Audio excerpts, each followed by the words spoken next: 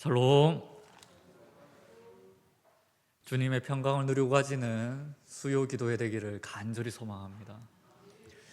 오늘 이 하루가 여러분 마음에 있는 그 주인이 누구인지 분별하고 그 주인을 다시 한 번 더 고백하는 주인이 바뀌는 날이 되기를 간절히 소망합니다. 그런데 이 말이 조금 위험할 것 같기도 합니다. 마음에 예수 그리스도를 주라고 섬기고 있는데 그 주인이 바뀌면 안 되겠지요. 주를 주라고 고백하는 모든 이들은 그 주인이 변치 않으시기를, 항상 우리에게 은혜를 베풀어 주시기를 간구하는 마음으로 함께 나아갔으면 좋겠습니다. 우리는 죄를 대개 몇 가지 잘못으로 생각하고 있습니다. 성질을 못 이기는 것, 말이 거친 것, 욕망을 다스리지 못하는 것, 보통 행동들이지요. 우리가 행하는 것, 보통 범죄한다 이렇게 표현하지 않습니까? 그래서 우리는 죄를 보통 우리가 행동하는 것이라고 여기고 살아갑니다. 그러나 성경에서 말하는 죄는 행동보다 다른 의미가 좀 더 깊습니다. 주인이라는 의미가 있는 것이지요. 죄는 행동이라기보다 주인으로서 역사하는 것입니다. 보통 우리가 이제 죄를 바라볼 때에 그 죄를 놓고 가만히 두지 않습니다. 죄를 깨달았다 한다면 우리는 회개를 하게 되는 것이지요. 그 죄를 두 번 다시 짓지 않기 위해서 결심을 합니다. 오늘 하루만큼은, 혹은 이번 주일은, 이번 한 달은, 혹은 2026년 이제 26년이니까 올 한 해는 내가 이러이러한 일을 하지 않아야지, 이런 마음을 품지 말아야지 하고 되새기는 것입니다. 그런데 이 몇 가지 일을 정리하면 정말 죄의 문제에서 우리가 해방되는 것일까요? 죄는, 그 죄의 손길은 우리를 놓지 아니합니다. 끝까지 우리를 붙잡고 유혹하고 우리를 살살 꼬드겨서 다시 죄의 자리 앞에 놓으려고 노력하는 것이지요. 그 죄의 노력 앞에서 우리는 곧장 무너지고 좌절랑망하게 됩니다. 사실 좌절랑망이라고 표현하니까는 또 쉽게 느껴질지도 모르겠습니다. 좌절랑망하는 그 자리에서 주님을 만나면 되기 때문입니다. 죄의 그 역사는 우리가 생각하는 것보다 더 음습하고, 그리고 아주 조용하게, 그리고 어떻게 보면 친근한 얼굴로 우리에게 다가오는 것입니다. 죄는 늘 그렇게 다가옵니다. 가까운 얼굴로, 친근한 얼굴로 다가오는 것이죠. 우리가 그 죄의 문제를 해결하지 아니하면, 우리가 예수님을 믿는다고 고백하면서도 실상 우리가 섬기는 것은 죄가 되는 것이고 사탄이 되어버리는 것입니다. 그 가운데에서 평생을 섬기고 또 섬겼는데도 불구하고 곧장 넘어지는 그런 분들을 볼 때마다 우리가 의문이 들지 않습니까? 저분은 평생을 경건하였고 잘 섬겼는데도 불구하고 왜 저렇게 크게 넘어질까? 주인을 제대로 돌보지 못했기 때문입니다. 그 마음의 한자리에는 그 왕자, 내 마음의 중심에 무엇이 있는지 점검하지 않는 가운데에서 그저 신앙생활이라고 하면서 교회를 왔다 갔다 하고, 그리고 지식적인 부분들을 세워나가는 것은 결국 그 한 사람의 영혼을 망가뜨리게 되는 것이지요. 그래서 우리는 곧잘 발견하게 됩니다. 나 자신이 아니라고 할지라도 우리 주변의 수많은 사건들을 통해서 그 죄의 문제를 해결하지 못한 분들을 발견하게 되는 것이지요. 그래서 우리는 이 왕자, 내 마음의 주인이 정말 무엇인지 좀 분별할 필요가 있는 것입니다. 죄는 우리에게 다가올 때에 참으로 친근한 얼굴로 다가오는데, 보통 이제 주인이 있으면 종이 있는 것이고, 종이 있으면 그 종은 주인을 위해서 일을 하게 될 것입니다. 이 죄라는 주인은 정말 좋은 주인입니다. 다른 주인들은 삭을 좀 안 줄 수도 있고 임금을 좀 밀릴 수도 있는데, 이 죄라는 주인은 우리에게 꼬박꼬박 임금을 허락하기 때문입니다. 그래서 우리는 죄를 잘 놓지를 못합니다.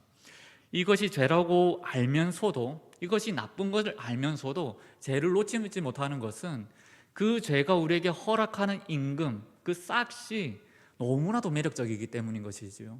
오늘 본문 마지막 절에는 23절에 죄의 싹은 사망이라고 기록되어 있습니다. 그런데 이 사망이 우리 눈에 보이고 우리 곁에서 바로 작용을 하게 된다면 누가 죄를 짓겠습니까? 옆에 있는 사람이 바로 죽어가고 내가 죽음에 당면하게 되면은 그 죄를 짓지 아니할 것입니다. 죄가 다가올 때는 그 임금을 사망이라는 그 싹을 바로 주지 아니합니다. 그 정말 우리에게 다가오는 그 싹은 저 멀리 미뤄두고 가장 가까운 곳으로 쾌락이라는 이름으로 우리에게 충만히 채워주는 것이지요. 그래서 죄를 지을 때에는 그 죄가 우리에게 다가와서 잠시 잠깐의 평안, 잠시 잠깐의 문제 해결, 그런 것들을 우리에게 안겨다 주는 것입니다. 그래서 죄를 짓는 사람들을 보게 되면은 생각보다 잘 사는 것을 우리가 발견하게 되는 것이죠. 인생을 잘 살아가는 사람들이 얼마나 많습니까? 그런데 그 사람들이 다 의로운가? 아닐 것입니다. 하나님을 모르는데도 불구하고 인생을 잘 풀어나가고 정말 문제없는 그 삶을 살아가는 것들을 우리가 만나게 되는 것이죠. 그럴 때마다 우리는 야, 하나님이 살아계시다면 저 사람은 좀 무너지는 인생을 좀 벌을 받아야 되는 거 아닌가라고 하는데도 불구하고 죄를 이어 살아가는 사람들의 삶이 엉망진창이 아니라 오히려 더 잘 사는 삶, 더 평안한 삶, 흔들림 없는 삶을 살아가게 되더라라는 것을 우리가 만나게 된다는 것입니다. 그래서 죄를 잘 끊기가 힘듭니다. 왜냐하면 잘 사는 것처럼 보이고 그 삶이 평안해 보이기 때문에 그것을 놓을 수가 없는 것이지요. 그리고 세상은 늘 이야기를 합니다. 너 자신이 주체가 되어라. 너가 왕이 되어라. 너가 선택하는 것이 옳단다. 너 중심적으로 살아야지 남에게 이끌려가는 그런 삶을, 타자 중심의 삶을 살면 안 된다라고. 너무나도 옳은 이야기처럼 들리지 않습니까? 그런데 성경은 바로 이 지점에서 타락이 시작했음을 증거하는 것입니다. 아담이 범죄하여서 타락하였고 에덴 동산에서 내쫓김을 당했습니다. 하나의 범죄함이 있었기 때문인 것이죠. 선악과가 그저 보암직스럽고 아름다워서 취했던 것 아닙니다. 뱀이 그 선악과를 두고 유혹을 했습니다. 무엇이라고 유혹했는가 하면은 이 선악과를 먹으면 너가 하나님과 똑같이 될 것이라고, 하나님과 같은 능력을 하와 너가 행사하게 될 것이다, 영원히 살게 될 것이라고 유혹을 했습니다. 그 전까지는 아담과 하와의 주인이 누구였습니까? 그 삶의 주인은 하나님이셨습니다. 하나님이 주인이셨고 하나님이 선택하는 그 흐름 안에서 영생을 누리고 가셨던 것이 우리 인간이었다는 것이지요. 그런데 뱀이 유혹을 합니다. 사탄 마귀가 우리를 유혹하기로 하나님의 자리를 우리로 차지하게끔 우리를 유혹했던 것입니다. 그래서 결국 그 유혹에 넘어가서 선악과를 취하게 됩니다. 주인이 맡기게 된 것입니다. 그 전까지는 하나님이 주인이셨는데 선악과를 먹음으로 인해서 그 자리를 우리가 넘보게 된 것입니다. 반란이죠. 반역입니다. 우리가 알기로 모든 죄들 중에서 가장 큰 범죄가 반역인 것입니다. 반역은 삼족이 멸하게 되는 벌을 받게 된다고 하지 않습니까? 하나님 앞에서 우리 인간이 그러한 반역을 저지르게 된 것입니다. 되돌릴 수 없는 죄를. 그래서 사망이 타고 들어왔고 영생을 살던 인간이 그 죄를 통해서 길어봤자 한 100년 정도 살 수밖에 없는 한계적인 상황 속에 놓여져 버린 것입니다. 그 가운데서 우리가 얼마나 아둥바둥하고 서로를 핍박하고 아프게 하고 더 큰 죄들을 또 지어나가면서 살아가는지요. 이것이 우리 마음의 한자리에 죄가 자리 잡고 있기 때문인 것입니다. 이 죄를 밀어내지 아니하면 결국 우리가 쳐야 되는 그것은 잠시 잠깐의 평안이 계속 영원히 이어지는 것이 아니라 결국 끝에 놓여져 있는 사망, 그 사망이라는 그 싹이 우리를 침범해 들어와서 영원한 사망에 우리가 있게 만든다는 것이지요. 그래서 우리는 그 사망을 피하기 위해서 하나님이 주인 되는 그 삶으로 다시 돌아설 필요가 있는 것입니다. 이 주인에게 속한다, 옳은 주인에게 속한다라는 문제가 정말 중요한데 하나의 비유를 하나 들어보겠습니다. 그 전장이 있을 것입니다. 전쟁이 있을 것이고 전장에 나아갈 때에 가장 중요한 것은 피하 식별이라고 합니다. 뭐 현대전도 마찬가지겠지만 이전으로 돌아가면 더더욱더 그렇습니다. 무엇으로 적과 아군을 판단할 수가 있겠습니까? 옷의 모양으로, 무엇으로 피와 식별을 할 수가 있겠습니까? 옛날 전쟁에는 내 앞에 있는 사람들은 다 적인 것입니다. 내 눈앞에 있는 사람들은 적인 것이고 내 뒤에 있는 사람들은 다 아군인 것이지요. 그걸 믿고 나아가는 것입니다. 그거 하나 믿고 내 뒤에 있는 사람들은 아군이라는 것을 그 믿음 하나로 앞으로 나아가는 것이지요. 그래서 가장 중요한 것은 내가 지금 어디에 서 있는가가 가장 중요한 것입니다. 엉뚱한 곳에 서 있으면 내가 적군이 아니라 아군에게 죽을 수도 있는 문제 아니겠습니까? 그래서 내가 서 있는 이 자리가 안전한 자리인지, 정말 옳은 주인의 자리, 내가 섬기는 그 왕의 군대의 그 자리에 있는지가 가장 중요할 것입니다. 만약에 내가 엉뚱한 곳에 서 있다고 한번 생각해 봅시다. 그러면 내가 열심히 싸운다고 할지라도 결국 내가 정말 사랑하는 내 형제 자매의 손에 내가 죽을지도 모르는 것이고, 혹은 내 손으로 내가 정말 사랑하는 조국의 병사들을 칠지도 모르는 일 아니겠습니까? 그래서 내가 있는 곳, 내가 속한 곳이 너무나도 중요한 것입니다.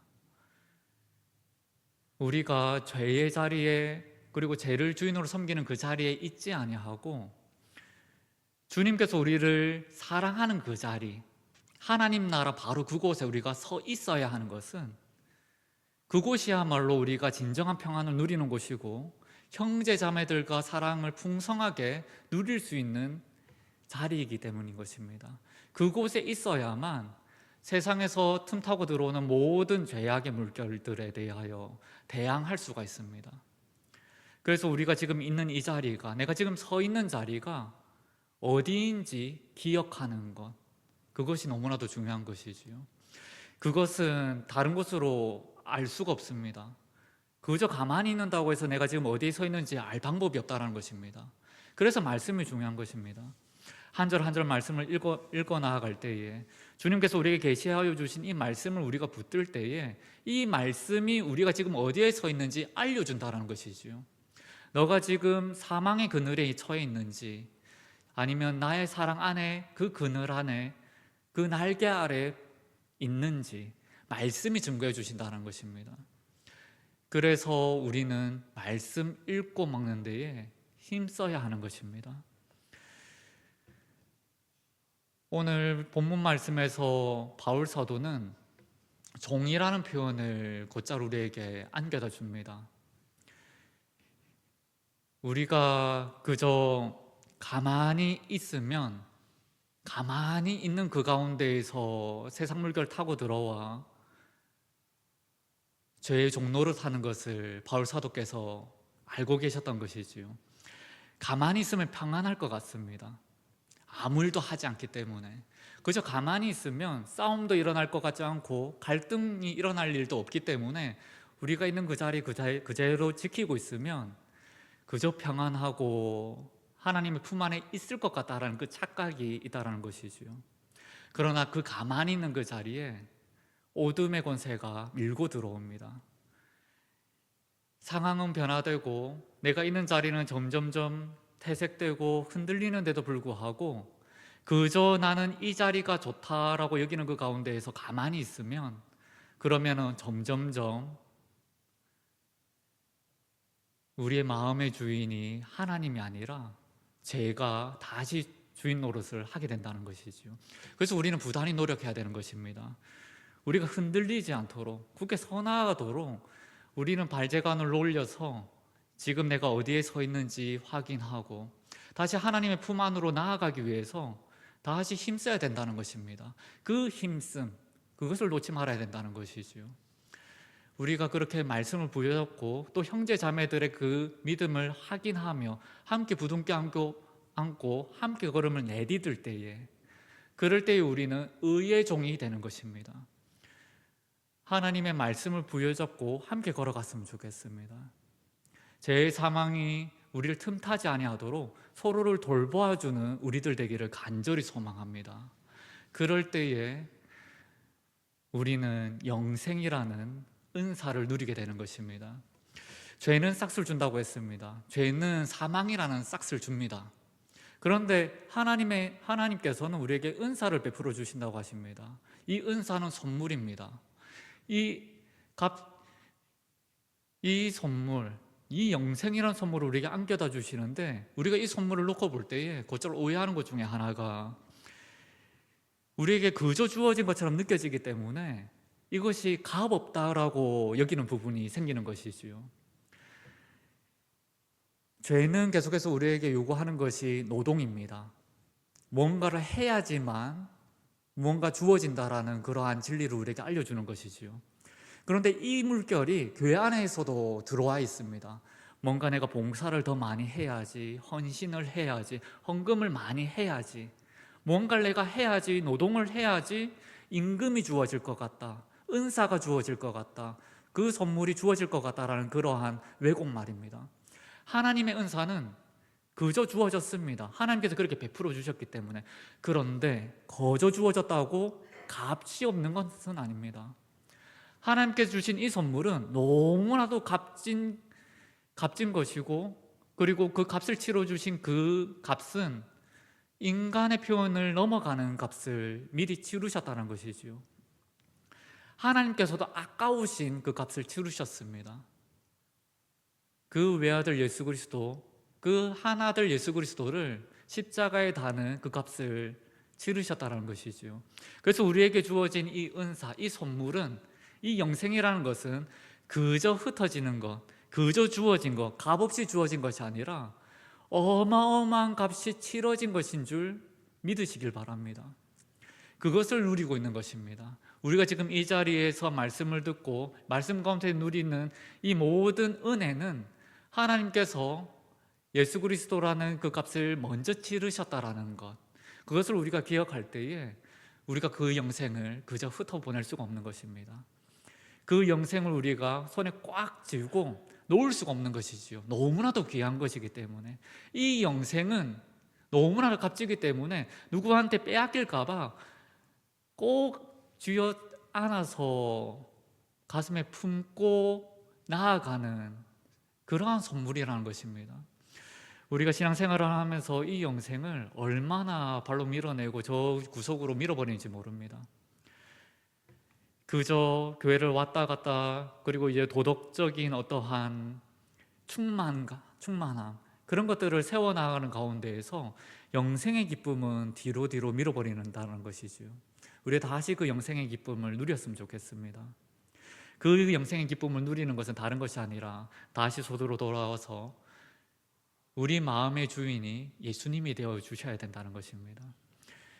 죄가 주인 노릇하고 있을 때에는 이 영생을 누릴 수가 없습니다. 이 기쁨을, 이 복음을 누릴 수가 없는 것이지요. 계속해서 주인이 요구하는 대로 우리는 행할 수밖에 없는 것입니다. 제가 요구하는 대로, 이끄는 대로 우리는 계속해서 복무할 수밖에 없다는 것입니다. 반대로 하나님께서 우리의 주인이 되어주시고 말씀이 중심이 되어서 우리의 삶이 정돈된다면, 그러면 이제 그때서부터 우리는 기쁜 소식이라는 것을 누릴 수가 있게 되는 것이지요.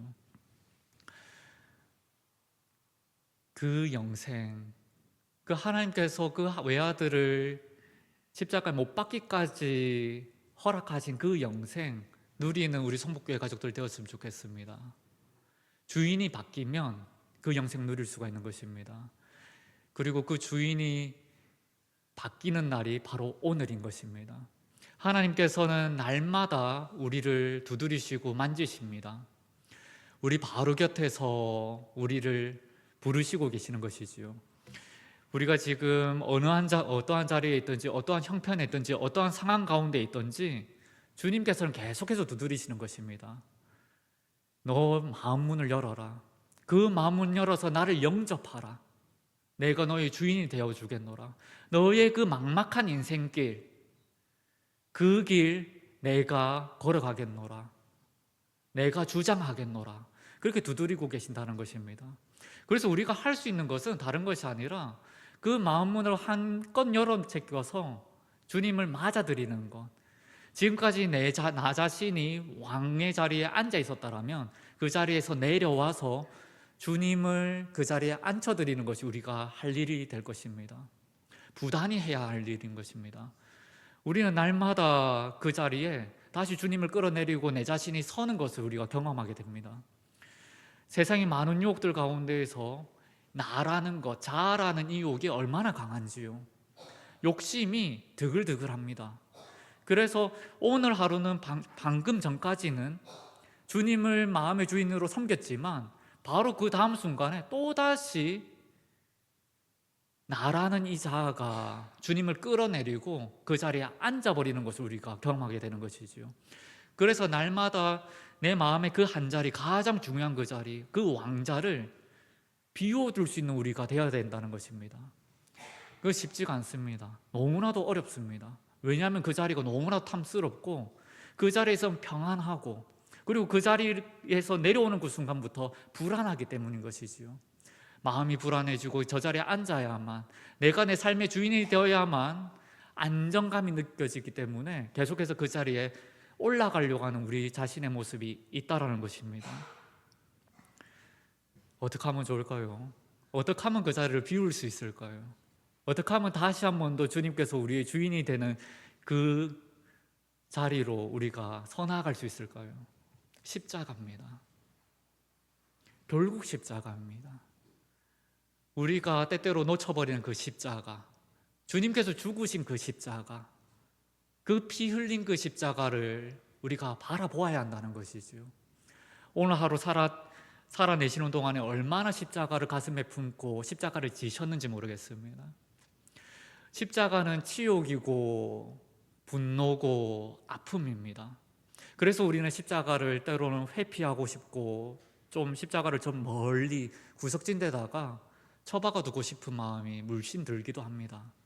그저 화평, 평안, 은혜 이런 것들만 내 삶에 가득했으면 좋겠고 십자가의 죽음, 십자가의 처절함 이런 것들은 우리 신앙에서 조금 한순간 사순절이라든지 고난주간의 한 부분에서만 자리 잡혔으면 좋겠다는 마음이 있는 것이지요.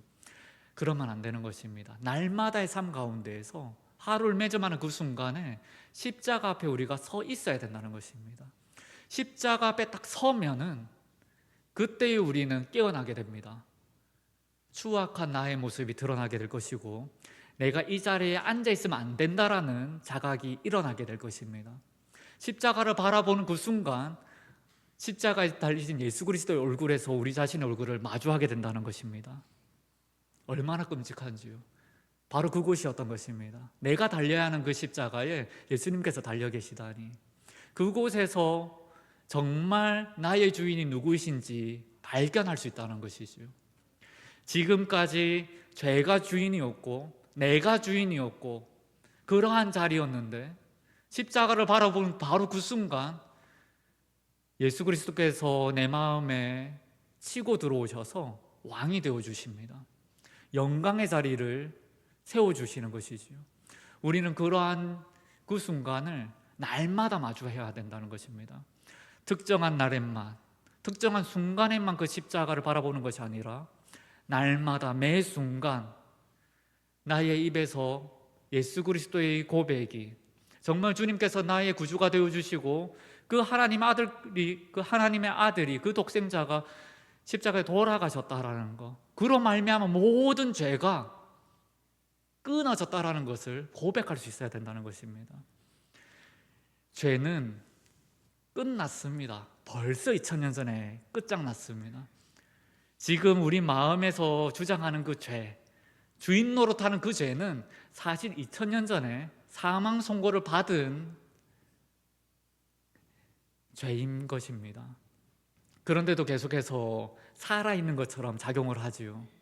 우리의 인간의 구습이, 인간의 육체가 너무나도 연약해서 그 죽어 있고 사망 선고를 받은 그 죄가 그 아무런 힘도 작용할 수 없는 그 죄를 주인으로 섬기고 있는 것입니다.